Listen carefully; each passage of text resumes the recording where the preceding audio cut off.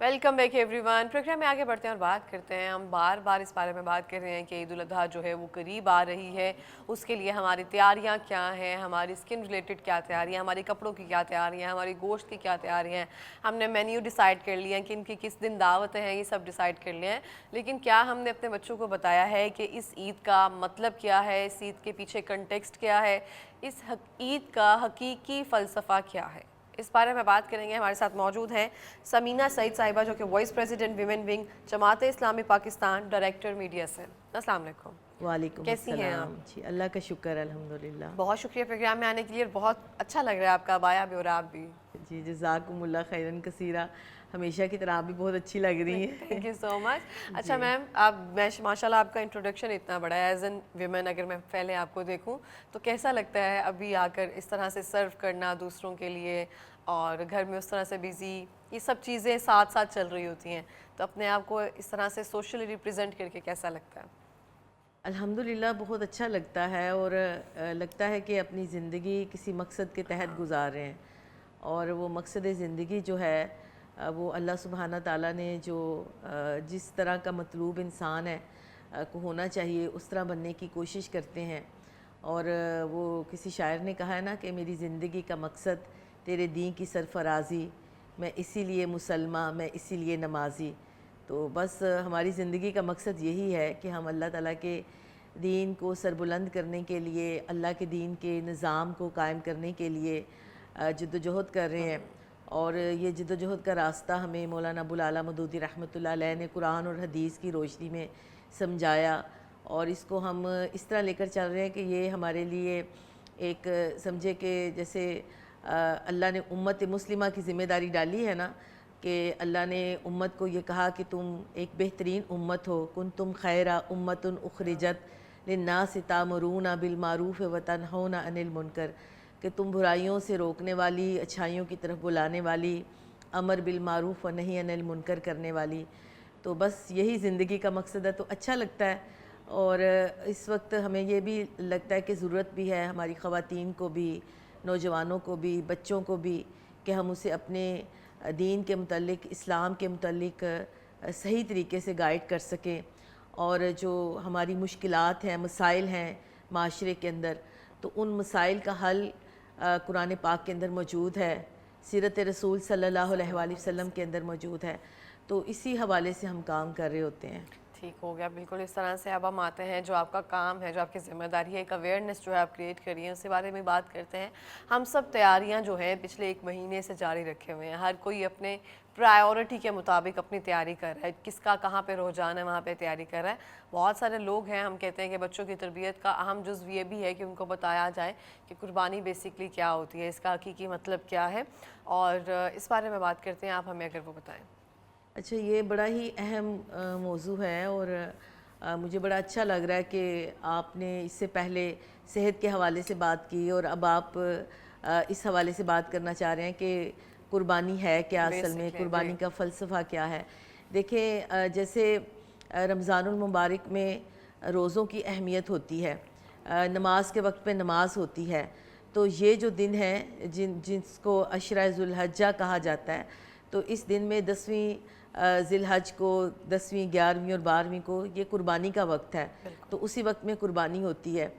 तो ये जो माह मुबारक है और इसके ये जो अयाम हैं, ये अल्लाह के अयाम हैं। यानी कि अल्लाह ताला ने सूरह फजर के अंदर भी इन अयाम की कसम खाई है। और यहाँ इन दिनों के, ये बड़े अहम दिन है, इन दिनों की इबादत, इन दिनों के अंदर नेकी का काम करना बहुत ही हमारे लिए खैर व बरकत का बायस है। और इन दिनों के हवाले से यह है कि जो यौम अरफा का रोज़ा रखता है वो पूरे 1 साल के रोज़ों के बराबर, और उसकी रात की इबादत जो है वो शब कदर की इबादत के बराबर। और फिर हम जब इसकी कुर्बानी की तरफ देखते हैं तो कुर्बानी के बारे में नबी करीम सल्लल्लाहु अलैहि वसल्लम की हदीस है कि कुर्बानी के जानवर के एक एक बाल के बदले नेकी मिलती है। तो इस हवाले से ये बड़े ही अहम दिन है। अब जहाँ तक ये बात है कि ये कुर्बानी है क्या, तो ये हमारे हमने इसको जानवरों तक महदूद कर दिया ना, जी कि इसको, शायद ये सिर्फ जानवरों की हाँ बस कुर्बानी। असल में हमने उस जानवर को तो याद रखा, کہ جس کی قربانی ہوئی تھی، لیکن اس کے روح پیچھے بھول جو گئے ہیں پوری اس کی۔ وہ تھی نا کہ حضرت ابراہیم علیہ السلام وہ ان جلیل القدر پیغمبروں میں سے ہیں کہ جن کی پوری زندگی ہی قربانی کے اوپر ایک محیط نظر آتی ہے نا۔ آپ دیکھیں، اگر تھوڑا سا ہم تاریخ کو دیکھیں کہ حضرت ابراہیم علیہ السلام کو جب ان کی بڑی عمر تھی، یعنی کہ ان کو بڑی عمر کے اندر جب انہوں نے اللہ تعالیٰ سے دعا کی کہ مجھے ایک نیک بیٹا عطا کریں، تو اللہ تعالیٰ نے ان کو جس عمر میں بیٹا عطا کیا، ابھی وہ بچہ نوزائیدہ ہی تھا، تو اللہ کا حکم آیا کہ اپنی بیوی اور بچے کو مکہ کی بے آب و گیا وادی میں چھوڑ آئیں۔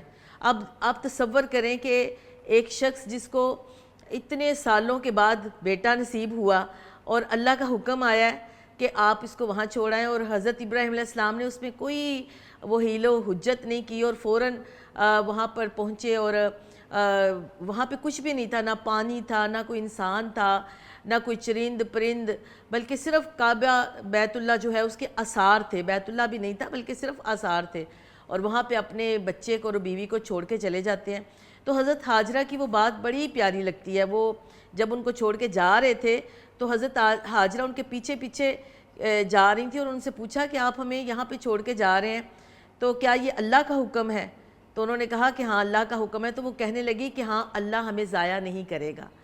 تو یہ وہ قربانی یہاں سے وہ شروع ہوتی ہے بات، اور پھر اس کے بعد جب وہ حضرت ابراہیم، پھر وہ ایک پورا واقعہ ہے کہ جب وہ وہاں پہ دو پہاڑیاں تھیں، صفا اور مروہ، اور وہ صفا کی طرف بھاگتی ہیں کہ وہاں پہ شاید کوئی نظر آ جائے، پھر مروہ کی طرف بھاگتی ہیں، وہ 7 چکر پورے کرتی ہیں، اور اسی دوران زمزم وہاں پر جو ہے وہ اللہ تعالیٰ اس کو جاری کر دیتا ہے، اور وہ پھر اس کو روک دیتی ہیں، اور حضرت نبی کریم صلی اللہ علیہ وسلم نے کہا کہ اگر ہماری روحانی ماں اس کو وہاں پہ زمزم کا مطلب ہے رک جا، نہ روکتی تو وہ چشمہ پوری دنیا کو سیراب کرتا۔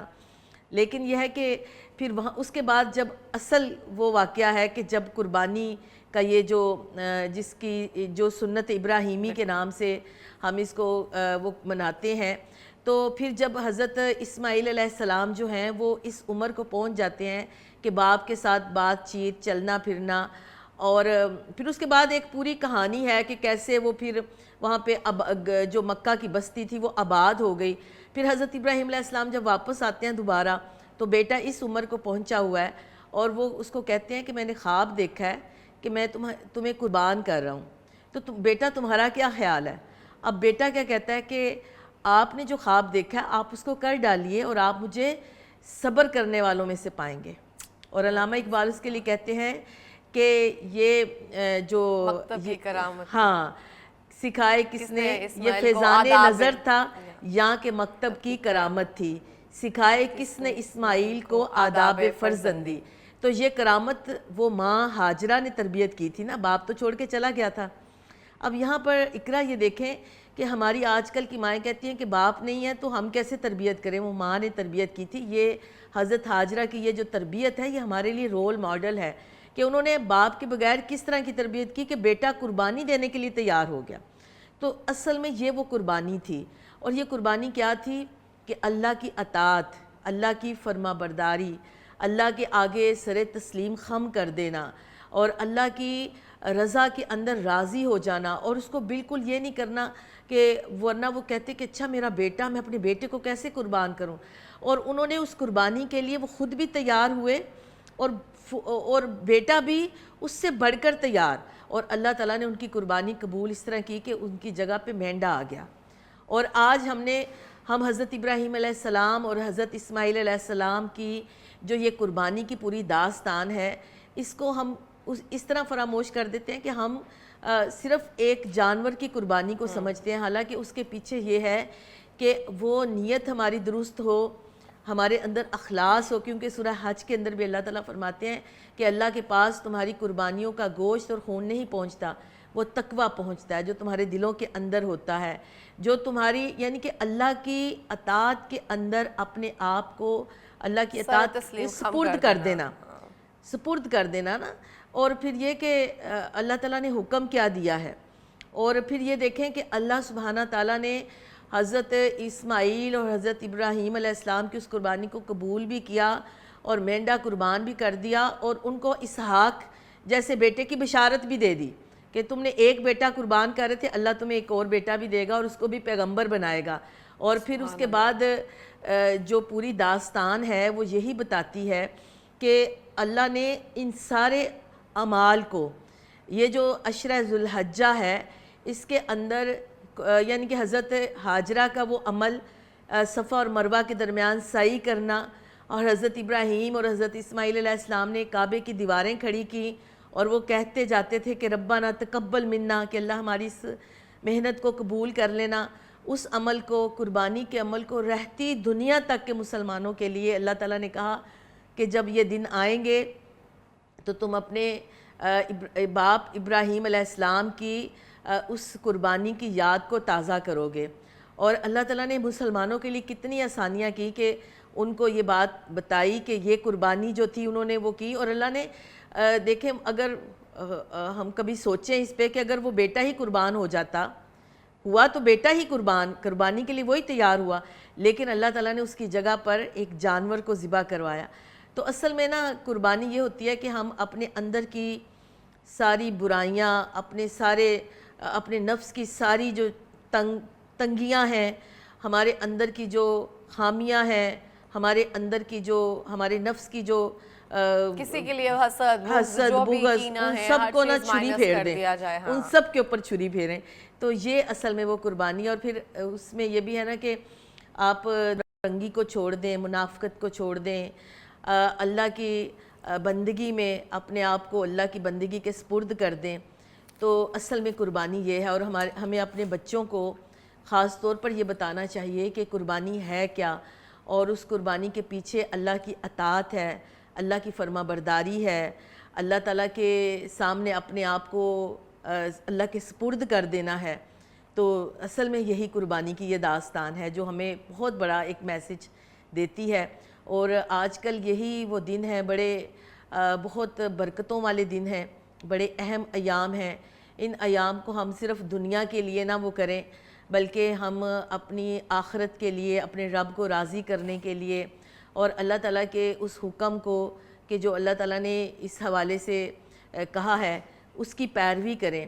تو یہ مسلمانوں کا ایک بہت بڑا شعار ہے، مسلمانوں کا ایک بہت بڑا یہ جو یوم نخر ہے، جو بھی انشاءاللہ تعالیٰ ہم سب اس یوم نخر میں جائیں گے. اور اصل میں جو قربانی کے جانور ذبح کرتے ہیں نا، اس کے ساتھ ہی اپنی اناؤں کو اور اپنی ان ساری چیزوں کو بھی ذبح کر دینا چاہیے. اس طرح سے ہم دیکھتے ہیں بہت ساری چیزوں میں، جیسے آپ نے وہ کچھ باتیں ہیں یا کچھ واقعات ایسے ہوتے ہیں جو آپ کے رونگٹے کھڑے کر دیتے ہیں، اور ہمیں لگتا ہے کہ شاید ہم اس بات کا حق ادا ہی نہیں کر پا رہے ہیں. اگر ہم اس قربانی کو یاد کی جائے جو ہم نے سنت ابراہیمی کو پورا کرنے کے لیے کرتے ہیں، اس کے دور میں اور آج کے دور میں جو ہم کر رہے ہیں، تو مجھے لگتا ہے کہ کہیں نہ کہیں حق ادا ہی نہیں ہو پا رہا نا. وہاں پہ جیسے آپ نے کہا کہ کچھ قربانیاں ایسی ہوتی ہیں جن کو ہمیں فرسٹ پہ رکھنا چاہیے. اپنی انا کی قربانی، اس کی ذات کی خاطر اس کی اطاعت کرنا، یہ سب چیزیں ہم تو ہر چیز کو اپنا سمجھ کے بیٹھے ہوئے ہیں. جی بالکل. وہ تو ایک اولاد جو اتنے سال بعد نصیب ہوئی، اس پہ ہی اللہ پاک کے حکم پر جا لانے کی خاطر سر تسلیم خم کر دیا. اور ہم تو یہاں پہ ہر چیز کو کہتے ہیں کہ یہ میری ہے، یہ سب میری ہے، اور ہم اپنے آپ میں ہی نفسا نفسی اور اپنے آپ میں ہی لگے ہوئے ہیں کہ ہر سب کچھ مجھے ہی دے دو نا، اور یہ تا عمر میرے پاس ہی رہنا ہے. اور یہی ٹائم ہے جو ہمیں واقعہ ہے اس کو بھی ریپیٹ کرنے کی ضرورت ہے، اس سبق کو بھی ریپیٹ کرنے کی ضرورت ہے، اپنے بچوں کی تربیت کا حصہ بنانے کی ضرورت ہے. اور ہم جب بھی کوئی پریکٹس کرتے ہیں تو وہ سارے سال کے لیے ہوتی ہے کہ اس کو عادت اور معمول بنا لیا جائے. اسی لیے ہم مناتے ہیں کہ اس کو یاد کر کے اس کی دوبارہ سے ریپیٹ کر سکیں ہم. تو آپ کیا دیکھتی ہیں، جیسے ابھی بھی ماشاءاللہ بہت سارے لوگ جو ہیں ان کو توفیق دے اس کی رضا کی خاطر ہی، ہم کسی کی نیتوں کو تو جانتے نہیں ہیں، اس کی رضا کی خاطر ہی وہ سنت ابراہیمی کو پورا کرتے ہوئے وہ قربانی کرتے ہیں. اور کیا چیز ہے جو ہمیں ایڈ کرنے کی ضرورت ہے اس معاشرے میں؟ اچھا، اس میں ایک تو یہ کہ جب آپ قربانی کرتے ہیں تو قربانی کے گوشت کے اندر آپ غریبوں کا، مساکین کا، ان لوگوں کا جو قربانی نہیں کر پا رہے ہیں ان کا خیال رکھنا چاہیے. یعنی کہ ایک تو قربانی کے اندر ان کا حصہ بھی ہوتا ہے. اچھا، ایک تو یہ بڑی اہم چیز ہے کہ اس چیز کا ہم خیال رکھیں. دوسرا یہ کہ ہم اپنی یعنی کہ اس کام کو، اس عمل کو کرتے ہوئے جو حضرت ابراہیم علیہ السلام کی زندگی ہے نا، اور ان کے پورے خاندان کی زندگی، ان کی زندگیوں کو بھی دیکھیں کہ وہ کس طرح اللہ سبحانہ تعالیٰ کی اطاعت کے سامنے جھک گئے تھے. اور وہ جو دعا بھی انہوں نے سکھائی نا کہ قربانی کرتے وقت آپ وہ دعا بھی پڑھیں کہ ان الصلاتی و نسکی و محیایا و مماتی للہ رب العالمین، کہ ہماری نمازیں، ہمارا سب کچھ جو ہے وہ اللہ رب العالمین کے لیے ہے. تو قربانی کرتے وقت ایک تو اللہ کا شکر ادا کرنا کہ اللہ تعالیٰ نے یہ توفیق دی ہے، اور اس شکر کو جو بھی آپ کہہ رہی ہیں نا کہ اس وقت کے معاشرے میں اس وقت ایک دوڑ لگی ہوئی ہے نا کہ کون بڑا جانور ذبح کر رہا ہے اور کون چھوٹا جانور ذبح کر رہا ہے. اچھا، اللہ کے ہاں جب اللہ نے یہ کہا کہ نہ اس کا خون پہنچتا ہے نہ قربانی کا گوشت پہنچتا ہے، اللہ کے ہاں آپ کا وہ تقوی پہنچتا ہے. اللہ کے ہاں آپ کی وہ، یعنی کہ آپ کس لیول پر جا کر، یعنی تقوی کا مطلب یہ ہے نا کہ آپ کا دل بالکل صاف ہو، آپ کے دل میں کسی کے لیے بغض نہ ہو، کسی کے لیے نفرت نہ ہو، کسی رشتہ دار کے لیے آپ کے دل میں کوئی وہ نہ ہو، بلکہ یہ وہ موقع ہوتا ہے کہ جب ہم اپنے روٹھے ہوں کو منا لیں. یہ وہ موقع ہوتا ہے کہ یعنی کہ دیکھیں ایک عظیم قربانی کی یاد میں، وہ قربانی جو تھی وہ اللہ کی خاطر تھی، تو ہم اللہ کی خاطر اپنی میں کو قربان کر دیں. اور یہ بھی دیکھیں کہ بعض اوقات یہ ہوتا ہے کہ یہ ہمارے معاشرے کے اندر یہ چیزیں نظر آتی ہیں کہ آپ اپنے غریب رشتہ دار کو پہچانتے نہیں ہیں، آپ اپنے گلی محلے کے ان لوگوں کو کہ جن کے گھر میں قربانی نہیں ہوئی، اور اکثر میں نے دیکھا ہے کہ جو قربانی کر رہے ہوتے ہیں وہ ایک دوسرے کو بھیج رہے ہوتے ہیں. اور پھر یہ بھی رواج ہے کہ پورا وہ بکرے کی پوری لیگ بھیج رہے ہوتے ہیں جی، بڑا ایک وہ بناتے ہیں کہ جی یہ ہم دیکھیں ہم تو وہ سسرال میں لاتے ہیں. ہاں جی. تو یہ چیزیں جو ہیں یہ بیٹھ کر سوچنے والی ہیں کہ اللہ کرے اللہ جتنے مسلمان دنیا میں قربانی کر رہے ہیں اللہ ان سب کی قربانیوں کو قبول کرے. لیکن یہ بنیادی چیزیں یہ ہیں نا کہ اللہ کا رنگ اختیار کر کے قربانی کریں، اپنے اندر کی دو رنگیوں کو ختم کریں، اپنے اندر کی منافقت کو ختم کریں، اور اللہ کے اس مین جو چیز ہے جس کے لیے اللہ تعالیٰ نے یہ قربانی کا موقع دیا، اور وہ قربانی جو ہے نا وہ یہی بات سمجھاتی ہے کہ اللہ کے لیے اپنی نیت کو بھی خالص کریں، اللہ کی خاطر سب کچھ کریں، اور اللہ کے دین کی سربلندی کے لیے کریں. دین کا جو نظام ہے اس کو قائم کرنے کے لیے کریں. اور اللہ نے ان قربانیوں کے اندر جو ہے وہ غریبوں کا حصہ بھی رکھا ہے، مساکین کا حصہ بھی رکھا ہے. اپنے ان رشتہ داروں کے ساتھ جا کر ان کو محبت اور پیار سے دیکھیں، یہ ایک بہت بڑا وہ کام ہے. اگر ہم اس کام کو کر لیں تو ہمارے کتنے مسائل ہی حل ہو جائیں. اور آپ کا ظرف شو کرے گا یہ جب آپ کسی چیز کی تقسیم کر رہے ہوتے ہیں نا، ہم کہتے ہیں خیر بانٹی جائے، تو اس میں بھی آپ خیر ہی بانٹ رہے ہوتے ہیں. آپ کن لوگوں میں بانٹ رہے ہوتے ہیں یہ آپ پہ ڈیپینڈ کرتا ہے. میم لاسٹ میں کوئی پیغام دینا چاہیں گی؟ بس میں لاسٹ میں یہی کہنا چاہوں گی کہ ہمیں اپنے نوجوانوں کو، اپنے بچیوں کو، اپنے بچوں کو حضرت ابراہیم علیہ السلام کی اور ان کے پورے خاندان کی جو قربانی کی داستان ہے وہ سنانی بھی چاہیے. اور قربانی کے جو دن ہے، یوم نحر کا جو دن ہے، اس دن کی جو سنتیں ہیں اور اس میں وہ جو تکبیر تشریق ہے، اللہ اکبر اللہ اکبر ولا الہ الا اللہ واللہ اکبر اللہ اکبر اللہ اکبر وللہ الحمد، اس کے اپنی زبانوں کو تر کریں. اور اس وقت بھی دیکھیں کہ حاجی جو ہیں لبیک اللہم لبیک کی صدائیں بلند کرتے ہوئے جو ہیں وہ اللہ کے حضور حاضر ہو رہے ہیں. تو ہم جو یہاں پر موجود ہیں یوم عرفہ کا روزہ رکھیں. یوم عرفہ کے روزے کی بڑی اہمیت ہے. اور یعنی میں آپ سے کہنا چاہتی ہوں کہ ہم اس کی فضیلت جو ہے نا، مجھے لگتا ہے کہ اس پہ ہمیں مزید بات کر لینی چاہیے ہم کہ اس کی کیا فضیلت ہے اور ہمیں اس دن کیا سنتیں ہیں جو وہ اپنانی چاہیے. آپ بریک کے بعد اس کو ڈسکس کر لیتے ہیں.